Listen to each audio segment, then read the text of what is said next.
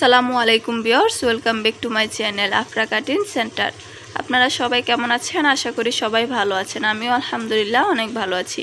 সেলাই কাজে আজকে নতুনদের জন্য একদম সহজ নিয়মে সেমিস কাটিং ও সেলাই করে দেখাবো। এই ভিডিওটি না দেখলে আপনারা বুঝতেই পারবেন না সেমিস কাটিং ও সেলাই করা কত সহজ।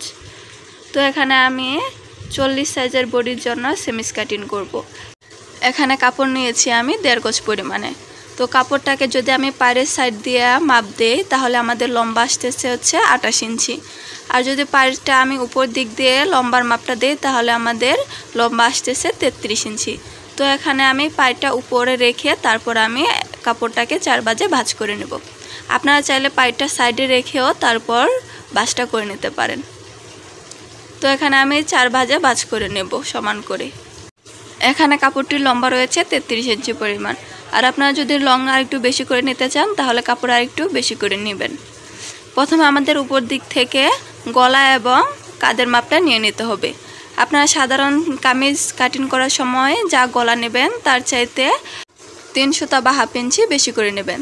তো এখানে আমার কামিজের গলা চওড়া ছিল 2.5 ইঞ্চি পরিমাণ, আমি সেমিজের গলা চওড়া নিয়েছি 3 ইঞ্চি এবং কাঁধের মাপ নিয়েছি 6.5 ইঞ্চি। তো এখন আমি নিচ দিক দিয়েও সেমভাবে দাগ দিয়ে দিচ্ছি যাতে দাগটা সমান হয়। এখন আমি সোজা করে একটা দাগ দিয়ে দিব। দাগ দেওয়া হয়ে গেলে হাফ ইঞ্চির চাইতে কম কাপড় উপরে রেখে আমি শোল্ডারটাকে একটু ডাউন করে দেব। শোল্ডার ডাউন করলে জামা হোক সেমিস হোক ফিটিংটা ভালো আসে। এখন আমি আর্মহলের মাপটা নিয়ে নিচ্ছি। আর্মহল নিচ্ছি আমি এখানে 6 ইঞ্চি পরিমাণে। আপনারা চাইলে এখানে বড় যদি বেশি হয় তাহলে কমিয়ে বাড়িয়েও নিতে পারেন। এখন আমি গলার মাপটা নিয়ে নেব। এখানে আমি গলার মাপ নিচ্ছি 6 ইঞ্চি পরিমাণ। আপনারা আপনাদের জামার গলা যত দিবেন তার চাইতে 3 সুতা বা হাফ ইঞ্চি বেশি করে নেবেন তাহলে হবে। এখন আমি একটা স্কেলের সাহায্যে বক্স শেপ দিয়ে দিচ্ছি। বক্স শেপ দেওয়া হয়ে গেলে আমি একটু গোল করে রাউন্ড করে দেব। সামনের এবং পিছনের গলা একই দিব সমান। এখন আমি হিপের মাপটা নিয়ে নেব। জামাতে আমি হিপের মাপ দিয়েছিলাম 21 ইঞ্চি পরিমাণ, আর আমি সেমিজে হিপের মাপ 1 ইঞ্চি কমিয়ে দিচ্ছি 20 ইঞ্চি পরিমাণ। আপনাদের জামা যত হিপ আসবে তার চাইতে 1 ইঞ্চি পরিমাণ কমিয়ে দেবেন। এখন আমি একটা স্কেলের সাহায্যে সোজা দাগ দিয়ে দেব।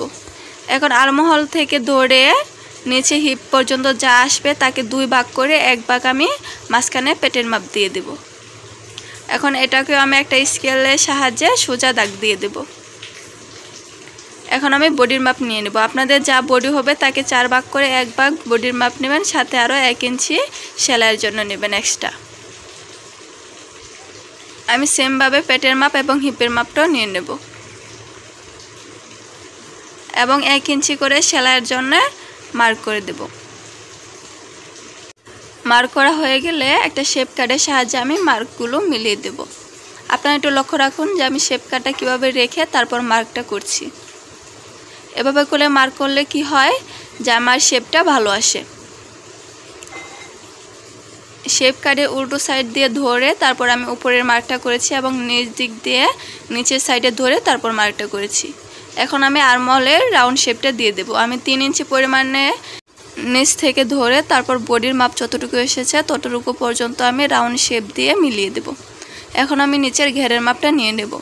আমাদের উপরে হিপ যা আসছে তার থেকে 1 ইঞ্চি বেশি নিয়ে আমি নিচের ঘেরের মাপটা দিয়ে দেব। এখন আমি একটা ফিতার সাহায্যে সোজা করে দাগটা মিলিয়ে দেব। আপনারা যদি সেমিজের নিচের ঘেরটা একটু বেশি করে নেন তাহলে জামার নিচ দিক দিয়ে সেমিজের কাপড়টা বেরিয়ে আসবে, দেখতে ভালো লাগবে না। এখন আমি দাগগুলো মিলিয়ে দিয়ে তারপর আমি কাপড়টাকে কেটে নেব। এ পর্যায়ে এসে আপনাদের কাছে ছোট্ট একটা অনুরোধ, আমার ভিডিওটি ভালো লাগলে লাইক কমেন্ট সাবস্ক্রাইব করে পাশে থাকা বেল বাটনটি অন করে রাখবেন পরবর্তী নতুন ভিডিও সবার আগে পেতে। আর এই কাজটি যারা করে রেখেছেন তাদেরকে অসংখ্য ধন্যবাদ। আর আপনারা যদি ভিডিও সম্পর্কে কোনো কিছু জানতে চান তাহলে অবশ্যই কমেন্ট করে জানাতে পারেন, আমি কমেন্টে রিপ্লাই দেওয়ার চেষ্টা করব। আমি কিন্তু এই ভিডিওতে আপনাদেরকে খুব সহজ নিয়মে সেমিজ কাটিং ও সেলাই করে দেখানোর ট্রাই করেছি। আশা করি যারা নতুন আছেন তাদের জন্য এই ভিডিওটি অনেক হেল্পফুল হবে। তো দেখুন আমার কাপড়টা কাটিং করা কমপ্লিট হয়ে গেছে। আর আপনারা যারা সেমিজের হাতা দিতে চান তারা এই সাইডের কাপড় দিয়ে সেমিজের হাতা দিতে পারেন। এখন আমি মার্ক অনুযায়ী ছোট্ট করে একটা কাট করে দেব। যে হিপের মাপ দিয়েছিলাম পেটের মাপ দিয়েছিলাম এই মাপগুলোর ধার দিয়ে আমি ছোট্ট করে একটা কাট করে দেব, যাতে সেলাই করার সময় বুঝতে সুবিধা হয়। যারা নতুন আছেন তাদের যাতে আরও সেলাই করতে সুবিধা হয় তার জন্য আমি একটা ছোট্ট টিপস শেয়ার করছি, আপনারা একটু লক্ষ্য রাখুন তাহলেই বুঝতে পারবেন। এখানে আমি সেমভাবে আগের মতো শেপ কাটটাকে রেখে তারপর দুইটা কাপড় উল্টে উপরে মার্ক বরাবর নিচেও মার্ক করে দেব, যাতে সেলাই করার সময় সুবিধা হয়, দুই সাইডে কাপড়ই সমান থাকে আর বারে বারে বাঁপ না দিতে হয়। আমি সেমভাবে নিচেও দাগ দিয়ে দেব।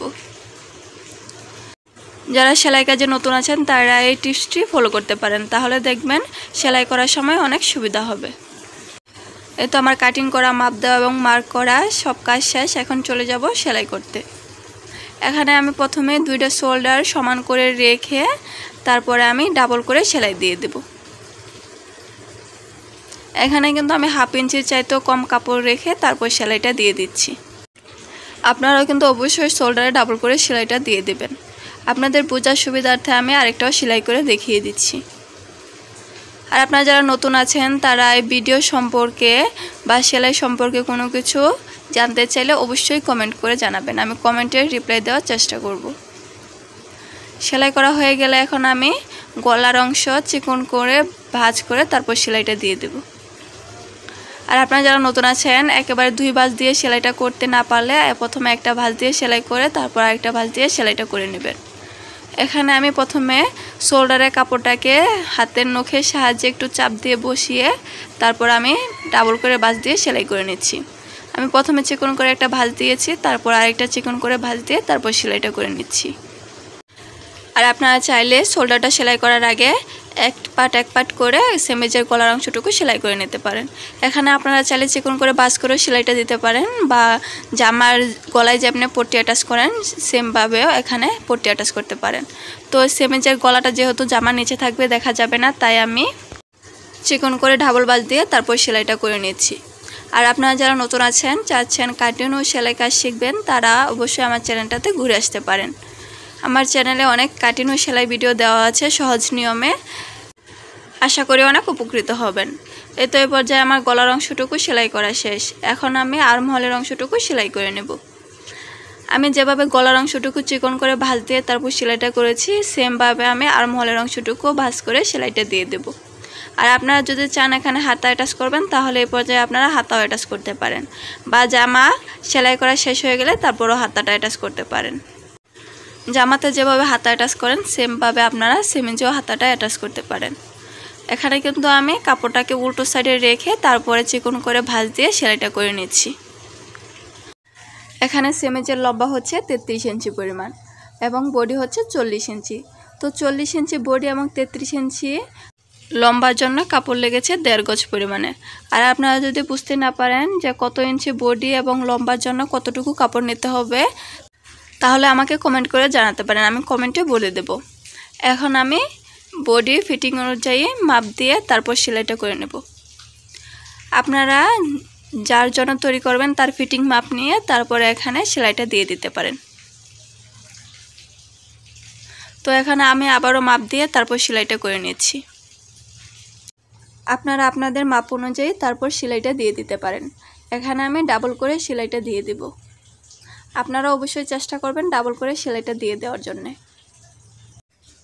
আর এই ভিডিওতে আমি সেমেজ কাটিং ও সেলাই খুব সহজ নিয়মে দেখানো ট্রাই করেছি, আশা করি আপনারা বুঝতে পেরেছেন। আর আপনারা যে অংশটুকু না বুঝতে পারবেন ভিডিওটা একটু টেনে টেনে দেখবেন তাহলে বুঝতে পারবেন। তো এখানে আমি সেমভাবে আরেক পাশও সেলাই করে নেব। যেহেতু একই নিয়মে সেলাই তাই আমি অফ ক্যামেরায় আরেকটি অংশ সেলাই করে নেব। সেলাইটা করা হয়ে গেলে এখন নিচের ফাড়ার অংশটুকু সেলাই করতে হবে। তো এখানে আমি নিচে যে দুই পাশে দাগটা দিয়েছিলাম সেই দাগ বরাবর তারপরে আমি সেলাইটা দিয়ে দেব।